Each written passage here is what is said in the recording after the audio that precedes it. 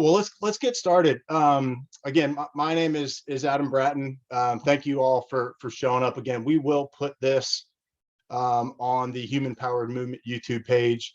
Just created that for things just like this, right? Again, just another resource to put some information out there, and with a mission of, we want to facilitate greater human powered experiences. It's basically as simple as that. And so that can be in the form of, climbing Everest. That can be in the form of, a cool backyard adventure race, which is what we're doing here in April in Gaston County. So super fired up for that. We will, let's do this. Let's jump right in. I'm going to share my screen here. We put together a little presentation for you guys just to kind of help guide some of this conversation. And actually, it looks like, hey, Marcus, it looks like since you are now the host, it will not allow me to share that screen. So you should have the updated presentation. So I just sent the updated one over to you a few minutes ago, so you should have that. But in the meantime, so again, my name is Adam Bratton. I'm the founder and self-proclaimed head enabler of Human Powered Movement. That is a designation that I've given myself. I want to be an enabler to get you guys moving. So that is me. Again, if you're just joining us, Marcus Barton is also joining us as well. Marcus has a long laundry list of endurance accolades. He is a triathlete, basically a multi-sport athlete. So anything that's multi-sport, he is the man. He's a swim runner. He wrote a recent journal for us with Human Powered Movement about the sport of swim running, which is super cool. Also an adventure racer. So I used to I'll operate all the races at the Whitewater Center, and Marcus would come out and win them all the time. So we've got a long history of that. So we'll cover, again, once we get the slideshow up, you'll kind of see a little bit more of this. We'll cover the basics, right? This is not meant to be a deep dive. This is meant to be, an intro, right? It's exactly what this is. So this is an intro into adventure racing, and there you go. So yeah, Marcus, you can just hit that next slide. Intro, again, super basic. Want to give you the down and the dirty. It's a little bit of a new concept for some people. We have tried to position our sampler, the South Fork sampler, as a little bit more of an entry level adventure race. There's some adventure races that are, multi-day, and we'll get into that a little bit. But we'll kind of give you the overview of it.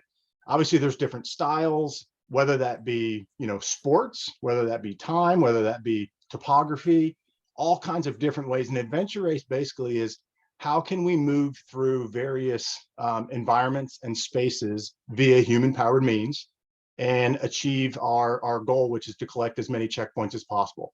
Obviously, there's thousands of ways to do that, which is what makes adventure racing such a cool sport, and why we're excited to bring the South Fork sampler to our backyard, which is, again, and basically the municipality is all on the South Fork River in Gaston County. So beautiful natural resources throughout that region, a nice flowing river, some amazing trails, greenways. They've really embraced that outdoor recreation component within that kind of that South Fork River corridor. So we'll get into that a little bit. And then obviously this is a big one, how to approach it, right? Like with so many different variables, with so many different distances and disciplines and, weather patterns and all the different things that go into it. Like what's the goal? What's the strategy? Like, how do we approach these things in an efficient manner? And so that's one of the things in an adventure race is certainly very different than, a typical 5K, right? 5K, here's a start line, you run 5K, there's the end line. Adventure races are totally different. There's no course, right? There's no marking, there's nothing. You're kind of on your own. It's kind of a choose your adventure. So boiling it all down, an adventure race is essentially, when you were a kid and you were going on a treasure hunt, right? I mean, that's what this is. You're going on a treasure hunt. You got your treasure map. You're trying to find the treasure. Just an adventure race that's in the form of checkpoints. So Marcus, you want to hit the next slide? Forget what's next here. But again, we'll go over those topics. Obviously, again, we'll do a little Q&A at the end here. We can kind of blast through this. I wanted to put this in here. If anybody wants to snap a picture of this, I think we're going to be able to go over the 40 minutes if we need to, but if you want to snap a picture of this early, grab it now. That way we can, if you have any questions, you can email us. That's our contact information directly there with myself and then Marcus. Cool. All right, well, let's get into it a little bit. And Marcus and I have not really, factored in any type of plan for this, so we're gonna wing it a little bit. So Marcus, feel free to jump in and add your 2 cents. You've been doing this for years and years and years, so feel free to jump in and actually, yeah, I'll let you kind of give your quick baseline of an adventure race before we start kind of going through some of these bullet points here. Sure. I think you covered it really well as far as what an adventure race is. The key things, there's no marked way to get from point A to point B. You choose how you're going to get there and what route you're going to take. And actually, that's part of the fun, is to determine how you're going to get from point A to point B. And for those that want to try and give it a kind of a competitive shot, there's strategy involved there. Is it faster for me to take this trail to get to my next checkpoint, or is it faster for me to go through the woods, or is it faster for me to stay on the road? So that's a strategy that definitely kind of goes into it. You look at the map, you see where your objectives are, and then you choose the course that's going to be fastest for you and for your team if you've got a team of folks. So that's the biggest thing.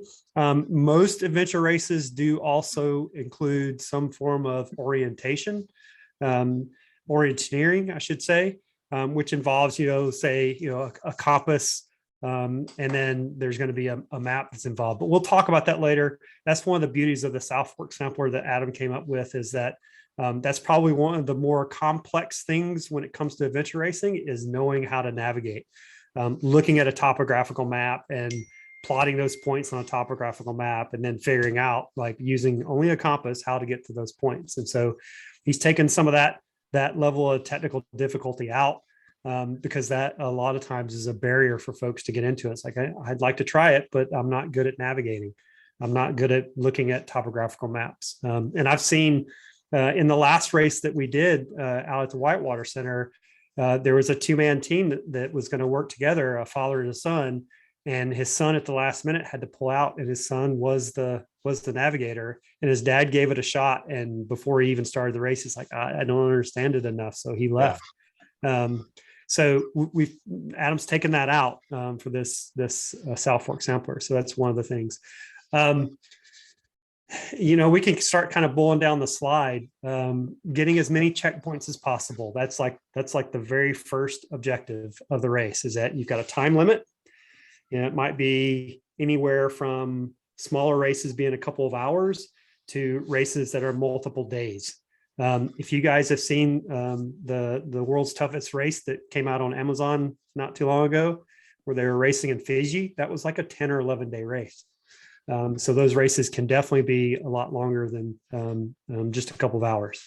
However, within whatever time limit that's been prescribed, you're given a certain number of checkpoints that you could potentially gather. And those checkpoints are usually in the form of and we've got some pictures later of an orange and white bag where you have a punch card and you punch at that particular checkpoint to prove that you've found that checkpoint. Might be something as simple as maybe a volunteer, race volunteer that's standing at that particular point, and they give you a punch on your punch card. But the goal for the team or the solo person that's racing is to get as many of those checkpoints as they possibly can within the time limit. Now, a good race director, and hopefully Adam's done this, a good race director will give you more checkpoints than you could possibly get in the time limit. So let me jump in, spoiler. And okay. Also, Marcus is on the fence. He may race. So I've been very intentional of not giving any beta or any information to Marcus, because that would not be fair. The idea with this is, you don't know what you don't know what that map looks like or what the course is until 3, 2, 1, go. And so that's the beauty of adventure races. So I've very intentionally kept a lot of my secrets to Marcus. But you're right. My goal is that I do not want anybody to clear the course, right, or get every single checkpoint. We're also going to integrate a couple bonus points in there that can be unlocked during the race, right? So you don't know those. until midway through the race or after you hit certain other checkpoints. So you can kind of unlock bonus checkpoints as well in the South Fork Sampler. So that's another piece too, where again, Marcus, you just nailed it. Good race directors are trying to fold in that mental aspect to this, right? It's very physical.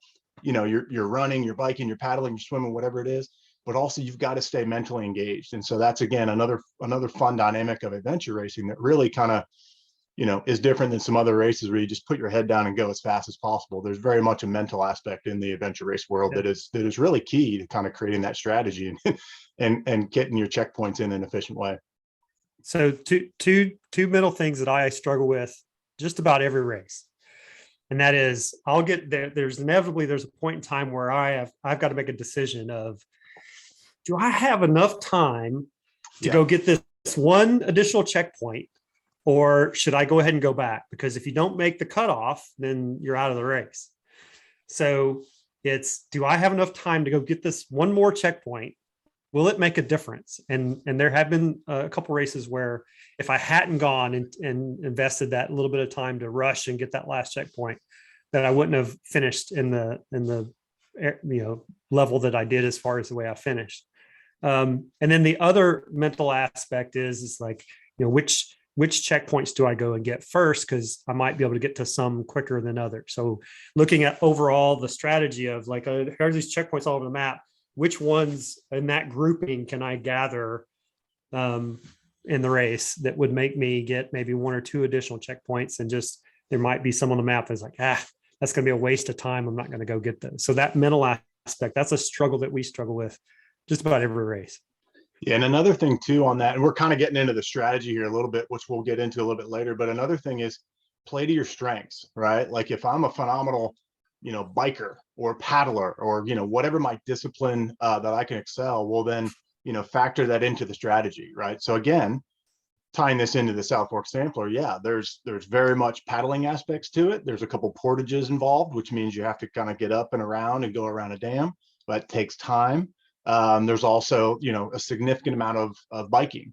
There is some running. We're going to force people to do some running and some foot aspects as well. But so people have to think about that. Like say, hey, I'm not a strong paddler. Well, maybe you really focus on capturing those land checkpoints first. And then if you're able to clear the land checkpoints, then maybe then you can start nabbing some of the water-based ones. So again, that's another strategic piece that, it's all factored in. And again, the beauty of this is you don't know what that is until 3, 2, 1, go. And when you get your map. So that's kind of another fun little aspect.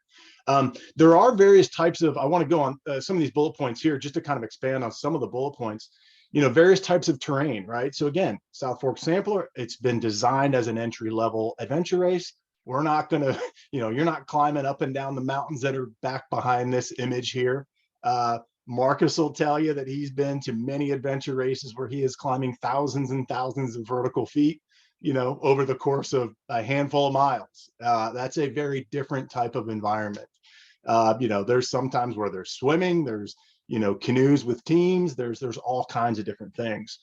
So again, that's all the fun part of the adventure race is, again, a good race director is going to say, cool, how can we move through this space, whatever that space is, and how can we challenge people physically and mentally to do that? So again, as an entry into adventure racing, know that there's a very wide range of options, in the same way that there's a wide range of running, right? If you want to do a running event, well, okay, what does that mean? Is that a track event? Is that road? Is that trail? Is that, vertical run, whatever that may be.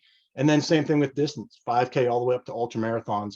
There's no difference with adventure racing. It's different surfaces, different distances, different disciplines, all that kind of stuff. So that, again, that's the beauty of what makes adventure racing kind of fun. So hopefully that kind of covers some of that. Marcus, I'd say let's keep kind of working through these slides a little bit here. Again, we'll have a Q&A at the end if anybody has some questions that are popping up. So feel free to shoot those in there if you want now. Again, we're happy to answer emails offline here as well. So here's kind of what I was going into earlier. And I guess, Marcus, if you want to kind of run through some of this stuff, just broadly speaking, some of the different times, distance, and styles that you've seen, and then I can kind of make it more applicable to, to South Fork Sampler, if people are interested in kind of seeing the dynamic of adventure racing as a whole, and then, cool, what does that mean for South Fork Sampler? Yep, definitely. So when I started adventure racing, I started with a 4-hour event. That was my first adventure race event. Um, and since then, I've gone on to do 24-hour and multi-day races. And so the different types of races in duration will definitely make a huge difference in how you approach the race.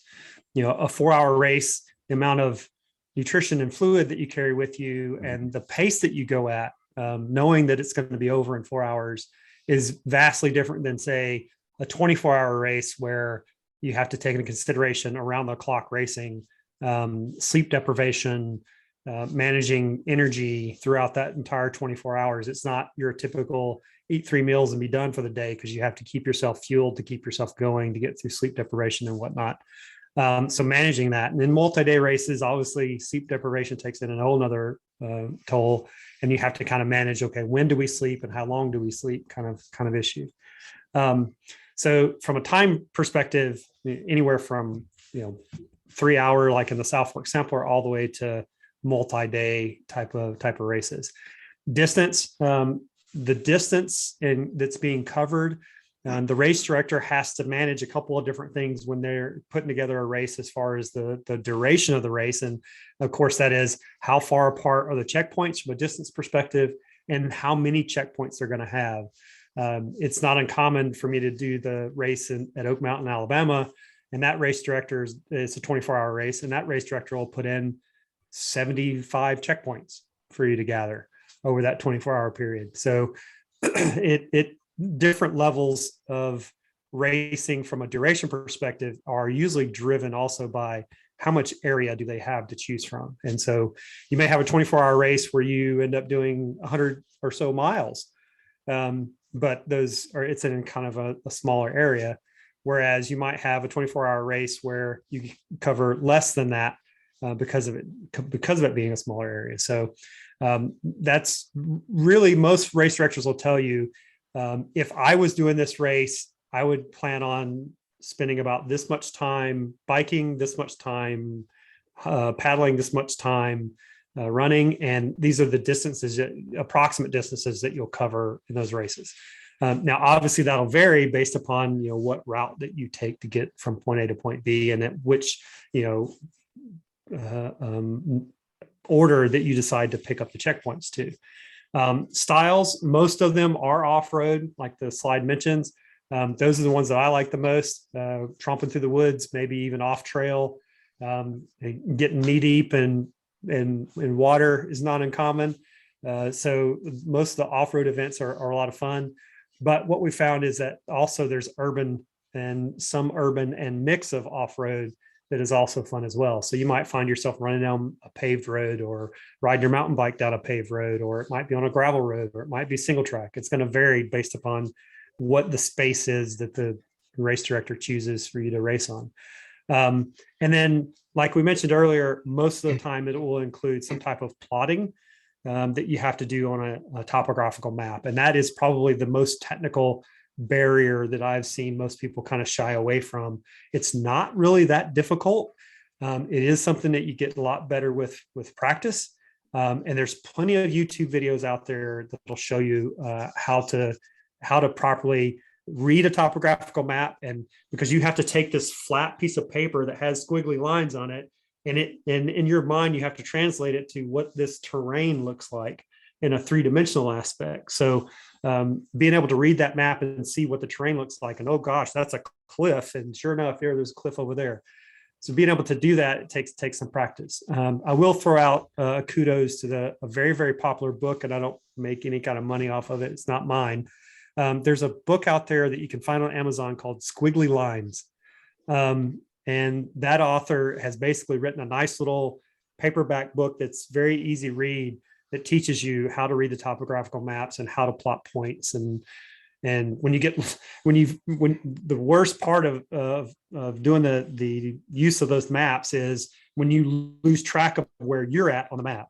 When you're looking around you and go, this doesn't look anything like where I'm at on the map. So reading the map doesn't do you any good until you figure out, where am I at on the map? And so he goes through in the book on how to do that as well. So I think that's a very good book for you to get. And again, like we mentioned, South Fork Sampler won't include any of those skills. That's something that you can get later on after you've gotten the bug. Yeah, so I was kind of consulting with Marcus for probably about 6 months ago of what approach to take with South Fork Sampler. And again, I'm excited about all just the amazing natural resources throughout that region. And personally, I'd probably not to the level of Marcus, but I like to be out for 12, 18, 24 hours and really just kind of testing the mind and the body and seeing what we can do. With South Fork Sample, I say, yeah, but listen, there's a small market for that. And what we want to do with this is we want to, again, our mission is to facilitate greater human powered experiences. And that doesn't mean that it needs to be a 24-hour beat down. That's not the goal with this. Our goal with this is to say, hey, let's create a nice, easy entry level opportunity for people. As you can see on the slide here, we have 3 different options. It's going to be a 2-day race, meaning there will be 2 days of racing. Day 1 is Friday, and it's going to be a corporate event. So it's going to be, hey, let's get your team out of the office, get away from the computer, and let's go out and have some fun on a Friday afternoon. And that's going to be a 3-hour limit, right? That doesn't mean people are running around for 3 hours, but that means they have 3 hours to go collect as many checkpoints as they want.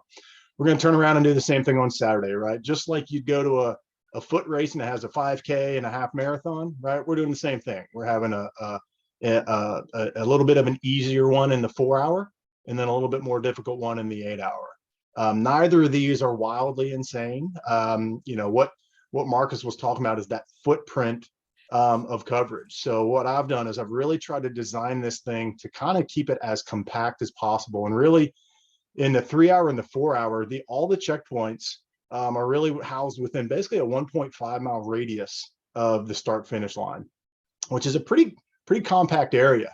But again, there's so many cool features and aspects and landmarks within that area that we want to showcase and highlight. And I pre-did this course. I mean, I previewed it. I previewed the 8-hour course, and I'm in no way, shape, or form an elite athlete like a Marcus, as we clearly defined earlier. But it took me well over 7 hours to kind of get all the the proposed checkpoints that I had for the 8-hour course. And I left out a few options just because I knew I was, I got the information that I needed in order to kind of feel good about what that was. So that 8-hour course is really going to be housed within a 3-mile radius of, about a 3.5-mile radius of Race HQ, which will be at the boathouse, which is the Riverkeepers outfitter there right off of the banks of the South Fork. So again, same idea. We're trying to keep this as a fun event. I know there's a lot of folks I've talked to already that are talking about doing this as a family, right? That's perfect. I've got 2 young boys and I love different ways to get them outside. So we've said, cool, let's create an opportunity for that to happen. So, that's kind of the approach on this. Hopefully it gets people to, get bitten by the adventure racing bug a little bit. And obviously there's obviously graduations that people can take moving onward and upward from there. So cool. So let's jump into gear, right? We talked a little bit about strategy already. Marcus, I think I think the next slide is gear. Yeah. So, again, some high level things that we've talked about this, but strategy is key, right? That's the whole thing with this. We love kind of creating that dynamic of saying, hey, yeah, like Marcus said, do I go around that? Do I take the long way around because I know I can stay on trail and it's just further distance, or do I bushwhack and I can get there faster, but I may get off course and lose myself? That's just really kind of a fun mental, physical dynamic. And so that is just a huge strategy. And part of that's just, how you want to approach the event. If you're just going to have some fun, then, there's no pressure. It's just kind of hanging out and doing your thing. But if you're competing and you're real, you got to think about, all right, what's my competitor doing? And I don't want him seeing what I'm doing, and I want to try and see what he's doing. And so it just kind of adds in this whole new layer of fun and competitiveness that, Marcus, I know you've seen it many, many times where you're very aware of what the competitor's doing and they're aware of what you're doing. And that just adds another mental game into the mix. It's really just kind of, you don't really get that in other events. So that's kind of another fun feature and aspect to it. So another one, like I said before, use your strengths to your advantage, right? If you're a paddler, then cool. That's where you can pick up some time. That's where you can kind of take advantage of your strengths. Go for it, do it, right? That's part of that strategy. Marcus, talk about this, right? Changing weather, changing dynamics, right? Like you're going to get soaking wet. Like, do you need an extra pair of shoes? Like, all those kind of things. Like, just kind of share a little bit about some of your perspective and experience on that front. Because again, that's a variable that, you don't know what you're doing over the course of 24 hours. A lot can happen. So you kind of have to go into it knowing that that's an option, and you have to be ready to kind of handle that. Yeah, I think a lot of it depends on the weather. So I can kind of wrap a lot of the points you just made up in just one little story of a race. We talk about strategy and what other people are doing, and do I go around this object, or do I go over it, or do I go in it? That type of thing. Do I get wet? Is it a cold in the middle of the race? Does the cold now take over my decision of, do I get wet now? Or am I close to the end of the race that I can stand being a little chilled, a little bit cold? So I had a scenario where it was like I was talking about earlier, where I was very close to cut off. I was very close to HQ, so I didn't have a whole lot further to go to get to HQ to meet the cutoff, but I had a very limited time. Like, I was going to be within minutes of that cutoff. And I found one last checkpoint, and it was across a creek that was way too deep to wade. It was going to have to be swam to get this checkpoint. And I didn't have time to go all the way around the creek to get it. And it was a November race. And so I stood there for a very brief second in my bike outfit, because I was on my bike. So I had my helmet, my pack, my bike shoes, everything. And I'm standing there. I had to make a split-second decision. And I just threw off my pack and then dove in and swam over to the checkpoint and got the checkpoint. But that decision process had to happen very, very quickly. And it was a strategy thing. I need one more checkpoint. And I'm only going to be cold for a few more minutes, because I'm going to be back at HQ where I've got dry clothes that I can take and put back on. So that's the kind of decisions and strategy and stuff that all kind of comes in and ensues. And you have to take all those surroundings and everything into play. So if you know you're going to be wet, if you know you're going to be in a scenario where you're going to be wet, always plan on the fact that, what you're wearing on your feet, what shoes do you have on? Make sure it's shoes you don't mind getting wet. Make sure you have socks, because once your feet get wet, you're going to, the blisters are going to have a potential of taking into effect while you're wearing those wet shoes. Same thing with bike shoes. So as long as you don't mind those items getting wet, and you don't mind being wet with whatever temperature it is, then that's fine. Or if you know you're going to get wet and it's a cold race, maybe you have a couple of small dry items in a Ziploc bag in your pack, so that you can change into those in order to do that. Or maybe it's one of those things where it's like, heck, I just need to wade knee deep over there to get that checkpoint. Throw your shoes off, wade knee deep, come back and put your shoes and socks back on. So those are all decisions that you can make when you're racing, definitely. So one big thing that's relatively consistent. I mean, I haven't necessarily run into any that aren't along these lines, but for participants, really kind of think of your map and your kind of your punch card as the baton of what you see in a 4x4 relay in the Olympics, right? That's kind of that's your Bible. You got to hang on to that map. Clearly, if you don't have your map, you don't know where you're going. You're literally lost.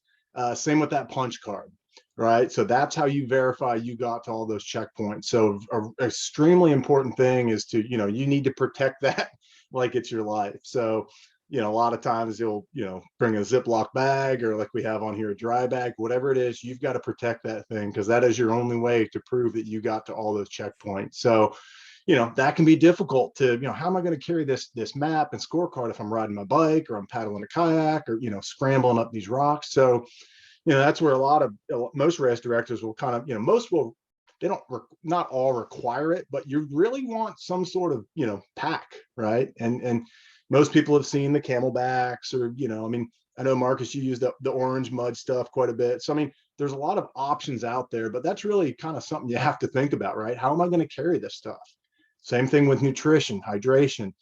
If you get a flat on your bike, if you, any number of different things can happen out there. And again, that's part of the strategy, but that does overflow into the gear. So you need to make sure you have the gear in order to be able to kind of accomplish the mission that's ahead of you, which is capturing all those checkpoints. So, again, most people, and we've done this here with South Fork Sampler, but most people will really kind of help provide a list of A, required gear, and then B, recommended gear.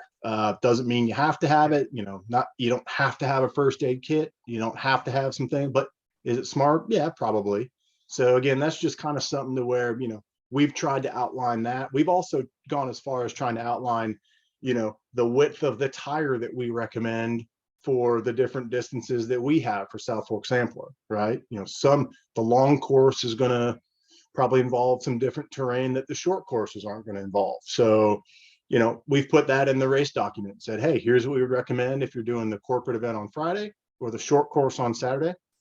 And likewise, if you're doing the long course on Saturday, here's what we'd recommend for that as well. So, a lot of those things, I think a lot of this is, and this goes into the strategy, is you got to kind of do your homework on this, right? Every adventure race is different. There's, again, the race directors are trying to utilize that space in a fun, dynamic way to expose you to new experiences. And that means that you're going to see some stuff you wouldn't otherwise see on your normal, day to day. So part of this is, as a participant, you've got to do your homework. You've got to understand what you're getting into. You've got to kind of be ready to adapt again on the fly, because you don't exactly know what you're getting into until the start gun goes, but you need to kind of do your homework and make sure you're preparing yourself mentally, physically, and then also, with your gear selection as well. So let's see, what else do we got, Marcus? What else do we have on our next slide? I forget exactly. Oh, I think the next slide, we've got a couple photos. So yeah, it'd be good to kind of talk through some of that stuff as well. I know you mentioned it before, but talk through a little bit of that too, Marcus. Yep, I can do that. So down here in the bottom left, what we've got is basically a topographical map. So earlier when I was talking about how orienteering is usually something that you have to do in most adventure races, this is an example of a topographical map, and it's also where the author got his squiggly lines title for his book. If this one is the reason I want to show you this one is because it's also a shaded map. So not all topographical maps are shaded, but I think if you look at the lines and the shading, it gives you a little bit of a three-dimensional view to the hills and the terrain and the valleys and the different areas that you would typically have to go in. And this particular map is from the Atomic AR, which is a 30-hour race, and very, very, very tiny. I can't make it much bigger. You can see a couple of checkpoints here that they want you to gather. And you notice that they're nowhere near a road.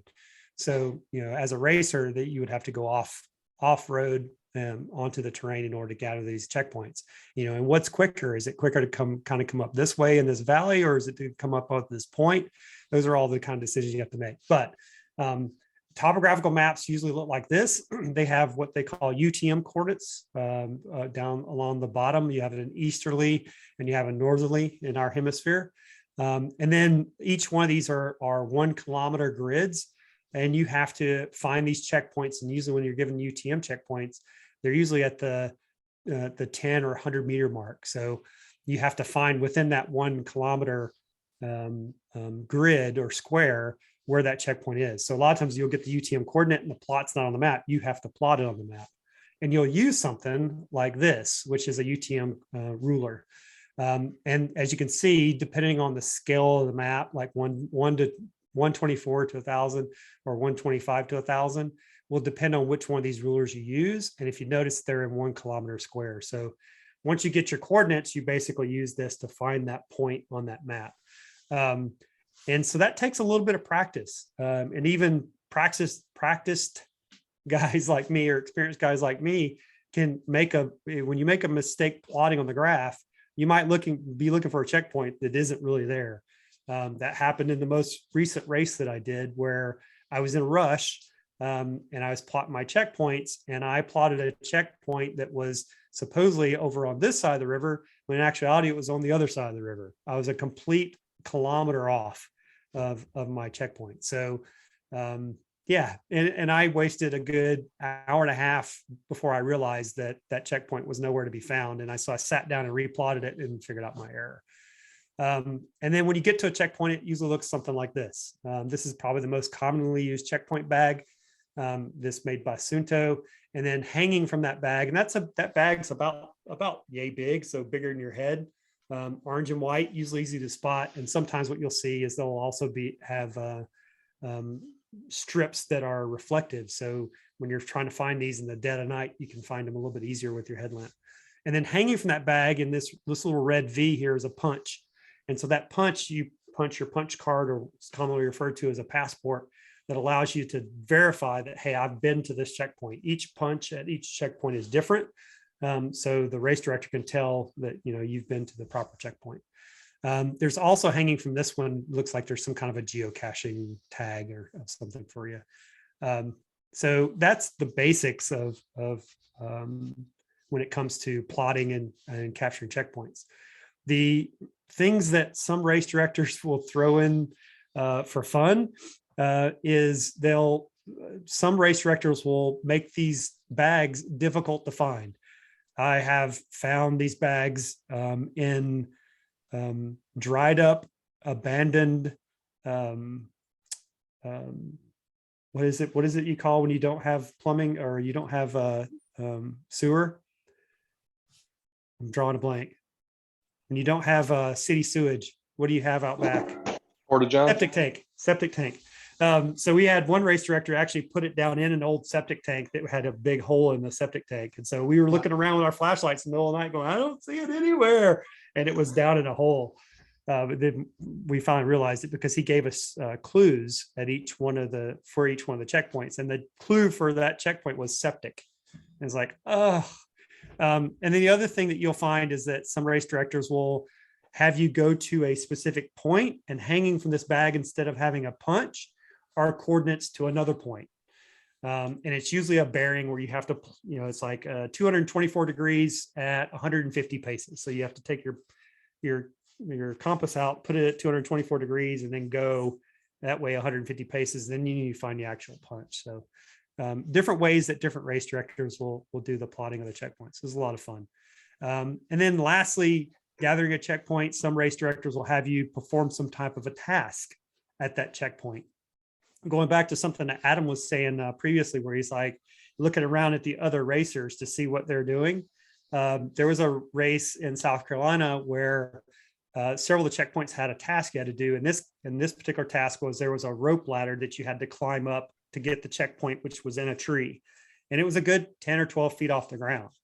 And there's only one person that can be on a rope ladder at one point. So here, me and probably 4 other teams are all out here looking for this checkpoint.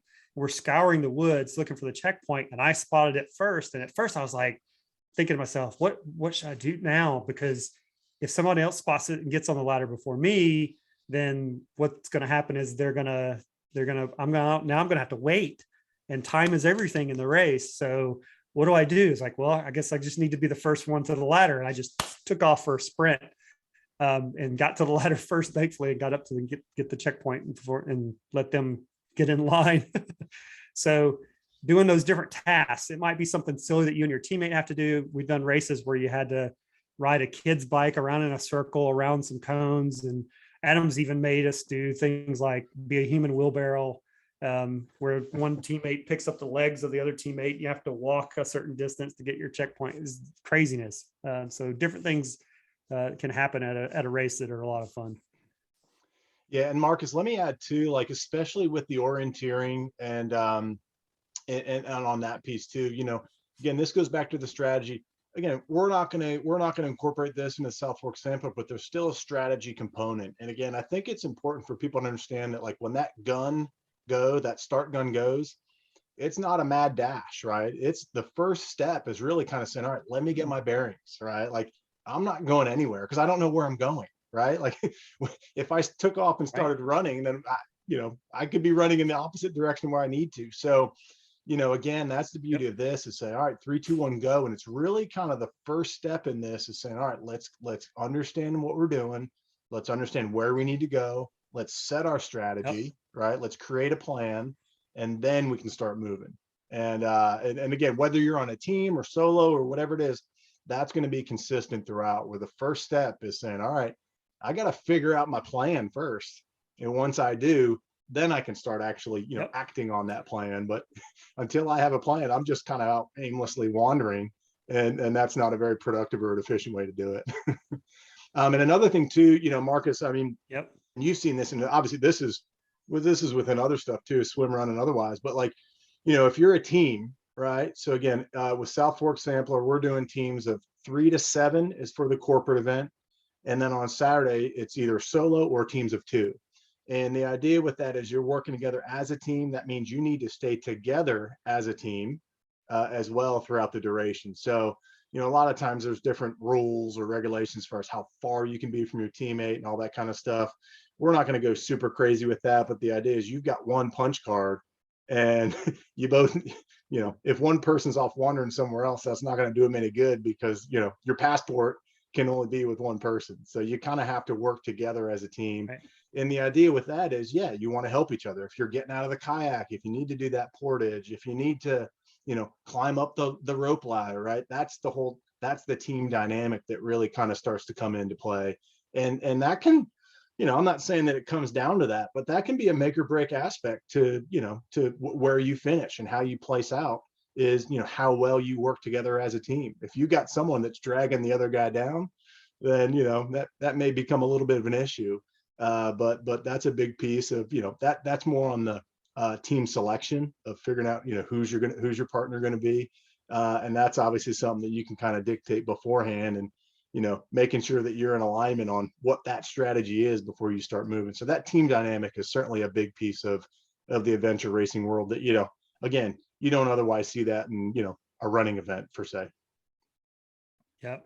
And in a two-man team concept and adventure racing, yes, the downside is that you're only as fast as your slowest person.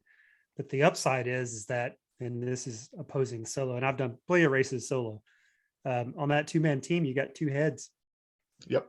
And those 2 heads can make decisions and think and strategize a lot better than one person. And you got 4 sets of eyes looking for a checkpoint. So that's a definite advantage. And then when you get into larger teams and longer races, you can assign roles, like you're the designated navigator, you're the designated mule, the larger races with larger teams will definitely show other advantages as well. Yeah. Cool. Well, let's I know we've gone a little bit over. We're able to be a little bit over the 40 minutes here, but let's open it up to, questions. Again, we will post this on the Human Powered Movement YouTube page. I think, I don't know, Marcus, if you're going to post it on your page or not, but this point is this will be out there. You have our information, emails are below. This will be out there as well if you have additional questions, but let's just open it up now. If there are any questions, I don't know if, I got to be a little bit careful. Again, I can't give up too much information for sampler, which we'll kind of, we'll keep that to ourselves for now. But if there's any generic or general questions, if any of these folks are thinking about quickly. racing sampler, you don't want to give them the detail anyway. What's that? I said, if any of these folks are racing sampler, you don't want to give them too many details anyway. Exactly. I can tell everybody that it'll be a lot of fun. We'll raise money for the Riverkeeper. It will showcase the local region and all the resources, and it will include paddling, biking, and running. How about that? That's a quick little overview for you. So let's see, I'm going to check the chat. I don't know if there are any or not, but hey, and speak up too. If anybody's out there, just feel free to unmute and fire off some questions. Again, Marcus, you can find him, Marcus at speedylizard.com. And Instagram is _ Marcus Barton. And you can find me at HPM at mjbratton.com or at Human Powered Movement on Instagram. So, and Marcus also is, not only is he an adventure racing connoisseur, but he's got all kinds of informational videos and snippets. I mean, this guy is a true wealth of knowledge. I've been extremely fortunate to get to know Mark. A quick side note here before while people are thinking up some questions. My first triathlon, Marcus, I think you remember this, was in 2011, and Marcus was the race director of what was Xterra Whitewater back in the day. And so I think you still maybe owe me like some sort of like 3rd place medal for like the slow group or something like that. But we'll figure that out over a beer sometime. But again, thanks, Marcus, for really being a leader in this space, not only in the Charlotte region, but really, I mean, across the world. I mean, you've kind of had your hand in everything. So thanks again. Yeah, absolutely. It's been so much fun. Well, if there are no questions, again, we will we'll close this thing out. Again, you guys have our information. And thank you guys all for showing up. If you need anything else in the meantime, whether it's a swim run clinic, or maybe we'll do, Marcus, maybe we'll create a little series around this. We'll just do any type of human powered activity. I feel like you could probably add some value to the equation. So maybe we'll do a little mini series around this and see what we can kind of drum up. Here we go. I have a question. Yeah. Sure. Our way. Where, if I wanted to do this, where do I go to get information about how to do this? You mentioned like a water pack, and like you also mentioned a list of what to bring and what to have. Like, is there a list or? Yeah. So most races will have some sort of a version of a race document that'll have some of that information in it. So, for speaking for Sampler specifically, on the website, which is at humanpoweredmovement.com, you can go to the events tab and then go to the South Fork Sampler. On that event website, there are a couple different, oh, there you go, Marcus. So scroll down on that, and towards the bottom, it's kind of a darker background, but there's a couple different links. I've created 2 different race documents. Obviously, there's different aspects to the Friday event and then the Saturday event. So if you see right there, yep, there's a corporate challenge race document, and then the short course and long course race document. And really what we try to do here is, the bullet pointed everything out, right? The overview, here's the schedule relative to that particular event. Scoring, right? I want to make sure everybody understands how we're going to score the event itself. A little bit lower, yep, here you go, required gear, right? So there's some of the things that you're going to kind of see that we talked about earlier. And there's where, even under the required gear, you can see where we've even expanded a bit on, that tire size, right? What kind of bike, right? Like maybe I have a cruiser bike, or, maybe I have a hardtail or full suspension bike, whatever it is. We've kind of tried to give some recommendations in that area as well. So you're also seeing the recommended gear list there as well. So we've really tried to outline the basics there. We're not saying that that's going to cover everyone's individual question, but we've tried to kind of give you enough information where you feel like you've got 95% of what you need. There's going to be some odds and ends. And of course, we're always open to, and every race director is going to be open to fielding questions, as long as it's not giving any advantage to any team. Race directors do these events to create fun and engaging opportunities. And so, we want to make sure people have the information that they need in order for it to be a good experience. So we're happy to answer questions.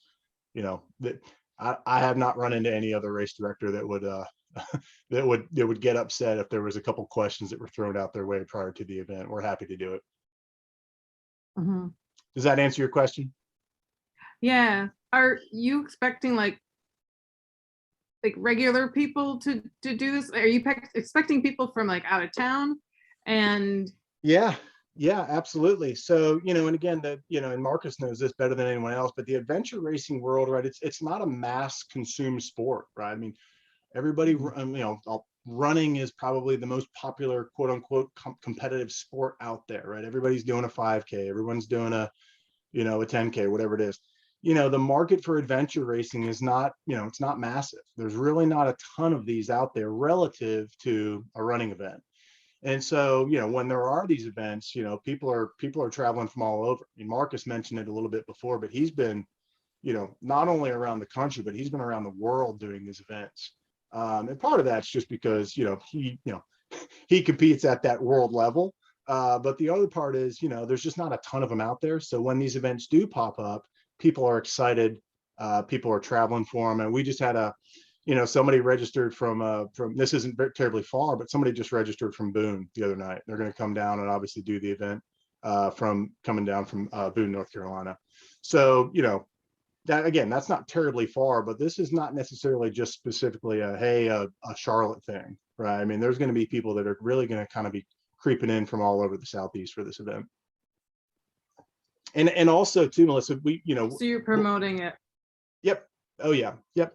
And we're also trying to say, everybody does need to bring their own bike, but we've partnered with the Catawba Riverkeeper Foundation. And again, they're one of our big partners. They're the beneficiary of this event, and they have kayak rentals literally 5 feet away from where this event's going to start. So it's just a super easy way to say, hey, look, I have a bike, I'm fine running, but I don't have a boat. I don't know how to transfer my boat there. I can't, that's fine. Just rent one from them. That's totally fine. That's part of the reason why we've aligned with those guys and are excited to partner with them. And, again, we are trying to reduce the barriers of entry into this sport. And part of that is gear, right? It's like, hey, I don't have some of this stuff. I don't know how to, we've got you covered. So that's kind of part of the plan. What about bikes? Yeah, so bike, that is one thing that we are going to require the participants to bring. Yeah. So we don't have the bike supply chain right now is kind of a little bit in shambles. We have partnered with Trek of Charlotte for the event. They're great partners with us as well. And so we're actually doing a discount for anybody that signs up for Trek. But it's hard to kind of get a rental fleet of bikes at this stage. The other option is, again, if it's just an entry level thing that people aren't necessarily trying to be that most competitive, is we're saying, cool, you can still go out and have fun on foot. I mean, there's not a problem. You don't have to use a bike, right? I mean, you can go, and again, for the 3 hour and the 4 hour, the whole course is contained within that 1.5 mile radius. So, it's easier to move via bike, obviously. But that doesn't exclude you from participating if you don't have a bike. There's certainly plenty of opportunities to grab those checkpoints throughout that course on foot as well. Are there awards? Oh yeah. We've actually we've aligned with a local woodworking and metalworking company called Chronicle Millworks that we're really excited. They're going to produce some custom awards for us. Their shop is literally just around the corner from where the race is going on. They do all of their awards through repurposed wood as well. So we're really excited to kind of sustainability is a big piece of what we do at Human Powered Movement. So we're excited to work with them. Yep, you can see Chronicle Millworks right there. So we'll have awards to every top 3 teams and top 3 solo throughout the short course, the long course, as well as in the corporate, and you'll see it in the corporate race document. We'll have awards for the top 3 teams in the corporate, as well as a really cool trophy that's going to be custom made for us by Chronicle Millworks. They're going to kind of a Stanley Cup style trophy that's going to live at the boathouse for the entire year. We're going to put their name on it. So we're really excited about, kind of tapping into that local piece. Again, our goal is to showcase the local environment, and the local businesses and vendors and all that kind of stuff are a big piece of that as well. So we're trying to create a bit more of an experience throughout it versus it being just a start, finish, and leave. We're going to have a food trucks, beer, live music, all kinds of stuff at the end of this thing. Okay. That's my, I don't want that to be a sales pitch, but and I'm obviously biased, but it's going to be a fun weekend all around. That's for sure.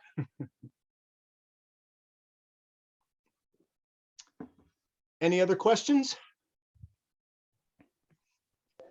Hey, Adam, this is Trista. I have a question about Yeah. your specific event.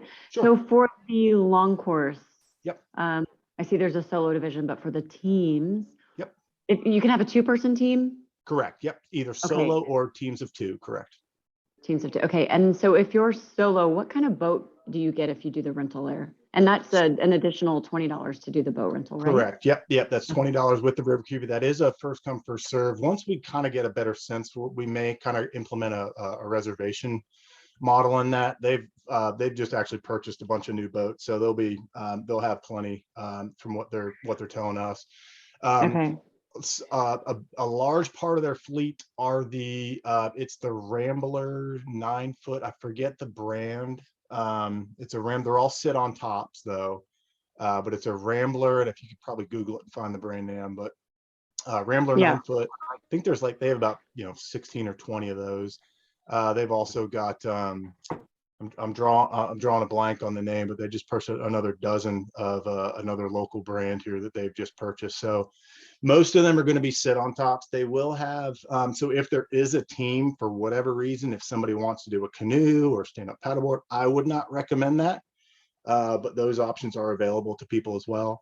But to answer your question, the vast majority, Trista, they're going to be the sit on top kayaks, which is what they use all along that South Fork River for their rental programs as well. So if you're solo, would it be a single? Correct. Yep. Yeah, okay. they do have a couple tandems. So again, if, for example, if you know, a dad and a daughter want to come out and do it, then they can, and if they choose to do a tandem kayak, they can do that as well. But yeah, if you're a solo, it would be a solo kayak, correct? It'd be an individual kayak. Okay. Yep. And then for your race, is it one run leg, one bike leg, one water leg, or are they like mixed up in between, or is it based on what you choose to do? Yeah, it's based on what you choose to do. We are going to require the first checkpoint be achieved via foot though. So once everybody gets their first checkpoint, which has to be by foot, then they can choose to either hit the water or come back and grab their bike or head back out on foot. So we do want to, a lot of our event is going to involve biking. Again, not all of it, but a lot of it is. And so we do want to require there be at least a couple of different aspects of foot in that. So we are going to require that everyone starts on foot. Okay. And you have to run to the first checkpoint in your bike shoes. Yeah, we could do it. We should do a Le Mans start.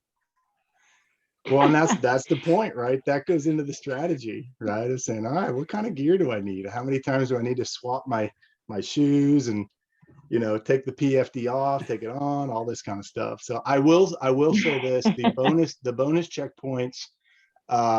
There is well, I'll say this because I'll make an announcement before the event. But the bonus checkpoints, there will be one water-based and one land-based for each distance. And that'll be on Saturday. I don't think we're going to do the bonus checkpoints on Friday. We're going to add another little wrinkle into Friday that's different than the bonus points. But on Saturday, there will be one land-based bonus checkpoint and one water-based bonus checkpoint. Huh. That's all I can tell you. Okay, last question. If someone does the race on Friday, will they have an advantage to the race on Saturday? Can you do both events? Yeah, technically you can. And there's actually a couple people, some of the, I've got some photographer friends that are going to come out and actually they're going to shoot the race on Friday. And then they're going to compete on Saturday. I have told them that, hey, if anybody has any experience with the course on Friday, they are not eligible for awards on Saturday. And that's just to kind of keep the integrity of it, right? Obviously, if you know where those checkpoints are, then clearly you're at an advantage. So I don't want to tell people they can't participate. That obviously defeats the purpose. But to be fair to everyone else, they would not be eligible for the award. So that's what we're going to do with a couple of the professional photographers that we're going to have come out and help shoot the event for us. Okay.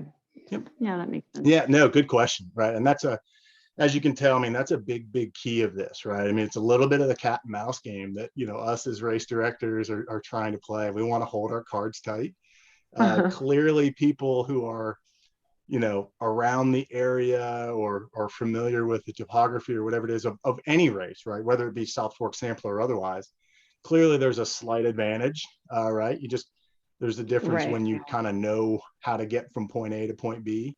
But yeah, we certainly want to keep the integrity. The challenge, honestly, is rolling into next year, right? Of saying, hey, yeah, well, I've held a few things in my back pocket that we've not unleashed on this year's course. In the thinking that there will, you know, well, obviously the planning is to do these for multiple years. So we don't want to show all of our cards in year one. So we'll keep it fresh. We'll keep it new. But yeah, that's a big cat and mouse game that, you know, us as race directors and event promoters are really trying to make sure things don't get stale. And so know that, you know, you may think it's a no-brainer in year one, but we may hold that back to year two. So we're playing that game too.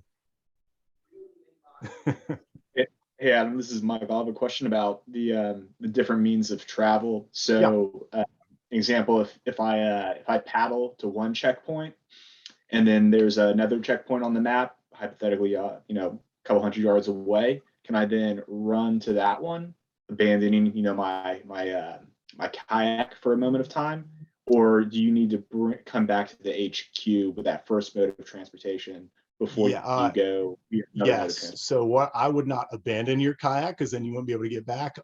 Uh, I'm poking fun at your word choice there, but yes, that's totally Yeah. fine. That is for Saturday. On Friday, we are requiring that after each checkpoint collection, participants come back to HQ. Again, the format for Friday is very, very different than the format for Saturday. Format for Saturday is much more traditional. Format for Friday is certainly way more ease of entry. And so with the teams, for example, on Friday, one person will have to stay at HQ at all times, and two people will go out at a time. If two people go out and catch a checkpoint, they come back, they'll swap out with two other team members that'll go out and capture another checkpoint. But again, that is just for Friday's corporate event. Saturday's event, in that situation, correct, you could paddle to a particular spot, take out, run to another location, get a secondary checkpoint, get back in your kayak and continue on. That is completely valid and legal for the Saturday event. Okay, got it. Yep. Thanks. Yep. No, good question.